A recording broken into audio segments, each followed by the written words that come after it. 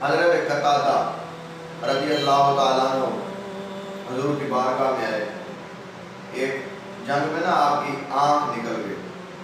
وہ ڈیلا جو ہے آنکھ کا ڈیلا وہ اپنی ہتھیلی پہ رکھا ہوا ہے اور بارگاہ مصطفیٰ صلی اللہ علیہ وآلہ وسلم میں حاضر ہو گئے.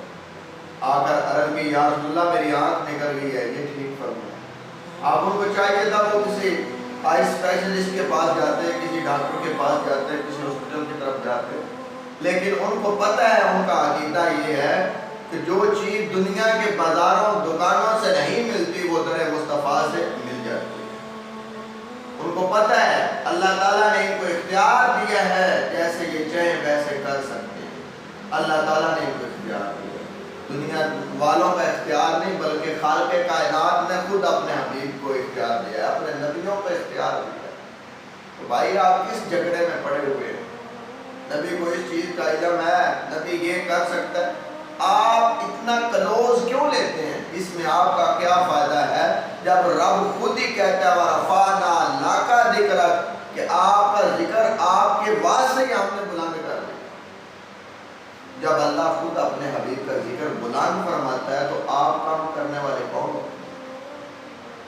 تو حضرت قتادہ رضی اللہ تعالی عنہ بارگاہ رسالت میں بیٹھے ہوئے, آنکھ ہاتھ پہ ہے, اور کہا آقا میری آنکھ ٹھیک فرمائی. میرے حضور نے فرمایا اے قتادہ میں دعا کرتا ہوں, اگر تم صبر کرو تو میں دعا کرتا ہوں اللہ تعالیٰ تمہیں جنت عطا فرمائے. قرآن کو رہنے دو. اب حضرت قتادہ مسکرائے, حضرت قتادہ مسکرائے اور کہا یا رسول اللہ جنت والی تو بات آپ نے کہا دی, میں تو اپنی آنکھ لے کر آیا. اللہ اکبر. اب تنگی داماں پہ نہ جا اور بھی کچھ مانگ. یا رسول اللہ میں تو آنکھ لے کر آیا ہوں, جنت کی بات آپ نے خود کر دی. یہ بارگاہ بھی ایسی ہے, ایک چیز ملے دوسری شے نہ ملے, ہو ہی نہیں سکتا. میرے حضور مسکرائے. حضرت قتادہ فرماتے ہیں کہ میں نے دوسرا بھی ثواب کمایا, میں نے ایک اور عبادت کی کہ حضور نبی پاک علیہ السلام میری بات سے مسکرائے. تو حضور نے فرمایا اپنی آنکھ اپنی جگہ پہ رکھو. وہ ڈیلا اپنی جگہ پہ رکھا اور حضور نے تھوڑا سا لاب دہن اپنی تھوک مبارک لگائی تو اللہ تعالیٰ نے وہ اس کو نور علی نور کر دیا. حضرت قتادہ فرماتے ہیں کہ مجھے پہلے سے زیادہ نظر آنے لگ گیا. آپ جب بازار میں جاتے ہیں تو لوگ کہتے ہیں اے قتادہ تیری آنکھیں بڑی خوبصورت ہیں. کہا میری آنکھیں نہیں صرف خوبصورت, میں جنتی بھی ہوں. کہا ہم نے صرف یہ بتایا آنکھیں خوبصورت ہیں, جنت کا تو ہم نے پوچھا نہیں. کہا جس دن میری آنکھیں ٹھیک ہوئی ہیں, خوبصورت ہوئی ہیں, اسی دن اللہ کے حبیب نے مجھے جنت عطا فرمائی. یہ صحابہ کا عقیدہ ہے, یہ صحابہ کی محبت ہے, یہ صحابہ کا عشق ہے کہ جو بات در مصطفیٰ سے ملتی ہے وہی بات ہوتی ہے. سرکار کا در ہے, در شاہاں تو نہیں, جو مانگ لیا سو مانگ لیا, اور بھی کچھ مانگ, اب تنگی داماں پہ نہ جا, اور بھی کچھ مانگ ہے آج وہ مائل باتا, اور بھی کچھ مانگ. حضرت بابا فرید الدین مسعود خان شکر جو تھے نا, آپ کی آنکھیں بڑی خوبصورت تھیں.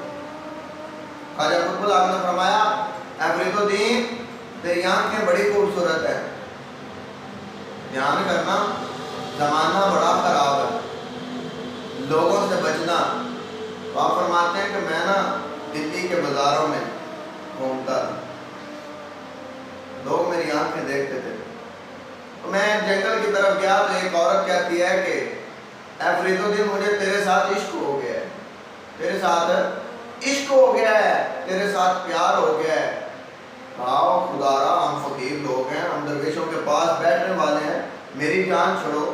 کہا تجھے کیوں عشق ہو گیا ہے؟ کہا جو تیری سیدھی آنکھ ہے نا مجھے بہت پیاری لگی. اسی وقت فرید الدین نے کہا میرے شیخ نے کہا تھا کہ زمانے سے بچنا. آپ گئے اندر جا کر چھری لی, آنکھ نکال دی.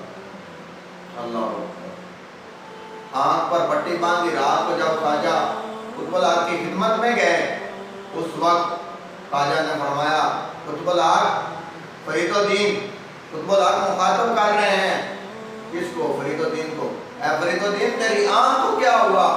کہا جی آنکھ آئی ہوئی ہے، آنکھ آئی ہوئی ہے، آنکھ آئی ہوئی ہے۔ تو خواجہ قطب الحق نے فرمایا پٹی ہٹاؤ، واقعی آئی ہوئی ہے۔ پٹی ہٹائی تو آنکھ بالکل ٹھیک۔ اب شیخ نے پٹی اتاری تو آنکھ بالکل ٹھیک تھی۔ بابا فرید الدین کہتے ہیں کہ میری آنکھیں پہلے سے زیادہ خوبصورت ہو گئی۔ یہ سرکار کے غلاموں کی شان ہے، تو سرکار جس کی آنکھیں ٹھیک کرتی اس کا کیا مقام ہوگا؟ سرکار کا در ہے، در شاہاں تو نہیں، جو مانگ لیا سو مانگ لیا، اور بھی کچھ مانگ، اب تنگی داماں پہ نہ جا، اور بھی کچھ مانگ ہیں آج وہ مائل باتا، اور بھی کچھ مانگ۔ حضور سے محبت کرو، حضور سے پیار کرو، پیار ہی زندگی ہے۔ میرے آقا سے محبت کر کے یہ زندگی گزار کے جاؤ گے، آپ کے تمام زندگی کے مرحلات، آخرت کے مرحلات جو ہیں آسانی سے گزر جائیں۔ اور جس کو حضور کے ساتھ پیار ہوتا ہے پھر وہ برائی کی طرف نہیں جاتا، کیونکہ جو جس کا محبوب ہوتا ہے اس کی وہ ادائیں اپناتا ہے۔ تو میرے محبوب کی ساری ادائیں وہی ہیں جو رب کو راضی کرنے والی۔ تو جس نے اپنے پیارے نبی سے پیار کرنا ہے، اپنے نبی سے پیار کرنا ہے، تو اس نے ظاہری بات ہے پھر اللہ کے احکام کو بھی ماننا ہے، اللہ کی توحید کو پہلے ماننا ہے، رسالت بعد میں۔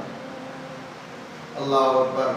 آقا دو جہاں سے پیار کریں اور آقا لجپال کی عیب تلاش کرنے میں نہ رہیں۔